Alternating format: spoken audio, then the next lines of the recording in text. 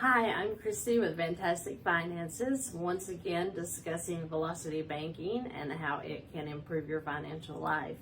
So today we're going to be talking about where are you putting your money. We are taught growing up that everyone has a checking account and most people have a savings account. And in most institutions, if you want to get a checking account, you have to first open a savings account.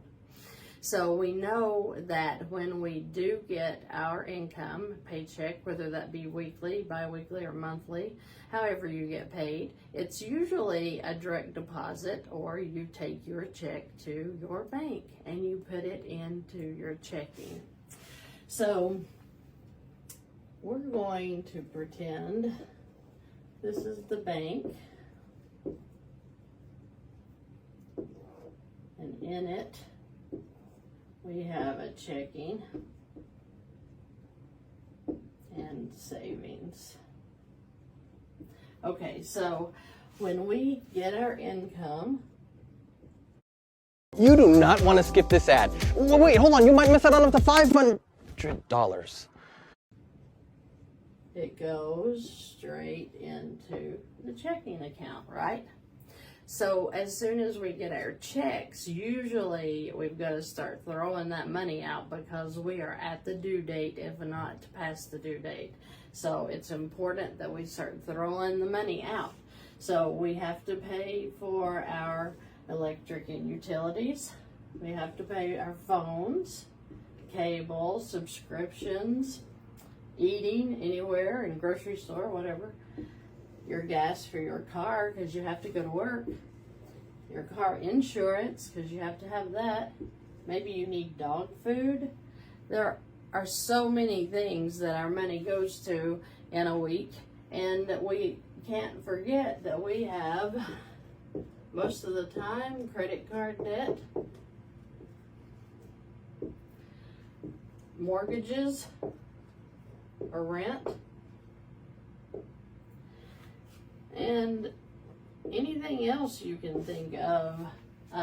Car loans, maybe you have a car loan. So all of the money is going out of the checking to all of these different places. That leaves us with zero cash flow. That's why you feel like you're living paycheck to paycheck.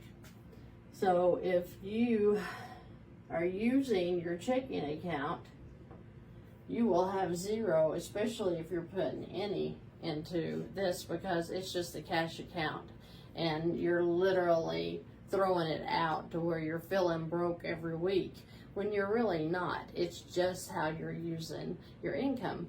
So let's imagine that we have a $2,000 credit card. Okay? And this is a credit card. What if I were to take my electric, my phones, my cable, my food, gas, car insurance, dog food, and really that's what you could put into a credit card. And so you're saying, well, that's silly because you're using a credit card and you're raising my credit expense, which is going to raise my credit score. But what if you bypass the bank to your credit card? Even your income goes into this credit card. So if you have say your mortgage or rent is $500 a month, and then your credit card payment on this credit card, let's say it's $150 a month. So that's $650, right? Plus all of this expense, which usually comes to about Depending on how you live your lifestyle, it can be $1,200 a month all the way up to $4,000, $5,000 a month. It depends on your income and your lifestyle. But these right here, this has to stay out in cash, right? Because credit cards don't take credit cards to make payments. No. But if you're paying $150 on this credit card, then you just deleted that payment because now your income is going into that. Yes, you would have to keep the $500 out. So let's say you made $2,000.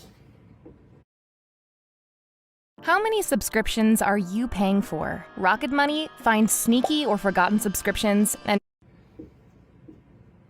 If you made $2,000, this is $2,000 like every 2 weeks, okay? So we're making $4,000 a month. Let me clarify. So let's say bi-weekly. And then you would have to keep out your rent or your mortgage. We can learn later how you can use credit cards for that, but let's stick to the basics. So you could keep out your rent of $500, so that would be $1,500 left after the rent or mortgage. And then your credit cards, we knocked it out, remember? So that means that $1,500 of this income would go into the card. Well, if you put $1,500 in, say you've already got it, because you say, well, I'm to my limit. I've already got $2,000 in it. I don't have any available credit.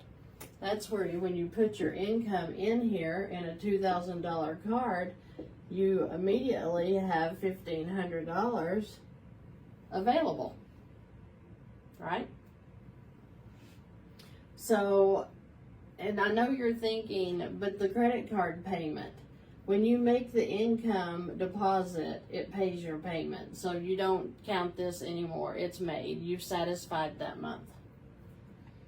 So after you have your $1,500 now available because you put your income in there, then you're going to turn right around. Pay your electric and utilities, pay your phones, pay your food, pay your gas, get your dog food. You have it automatically, all of these things automatically put into this one source that takes all the stress off of you having to write out checks or go in line to pay each individual bill. You go and have these set up automatically. Of course, you'll have to take your credit card with you for your food and restaurants, but most things can be set up automatically. That takes the stress off of your mind of having to remember when to pay, to sit down to take care of it, because it's automatically coming out of this credit card here that had your income in it. You don't have to worry about anything not getting paid because you've got the money in there. All of your expenses, all you're doing is bypassing this bank. You're bypassing this.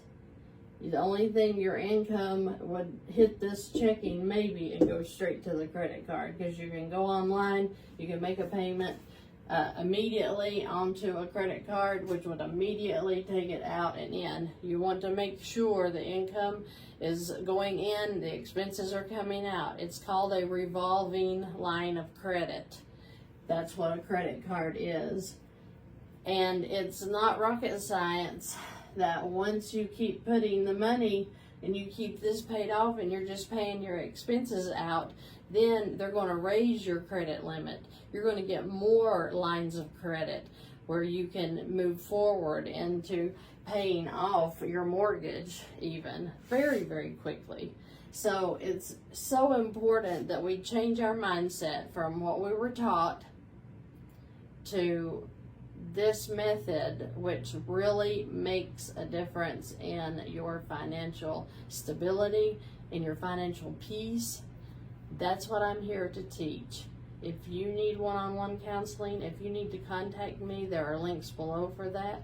Go to my website, check it out. There's a worksheet on there. If you want to fill it out, give me your numbers, and then we can talk about any goals that you may have, any strategies that you could use to get you financially free. Thank you for joining me. My credit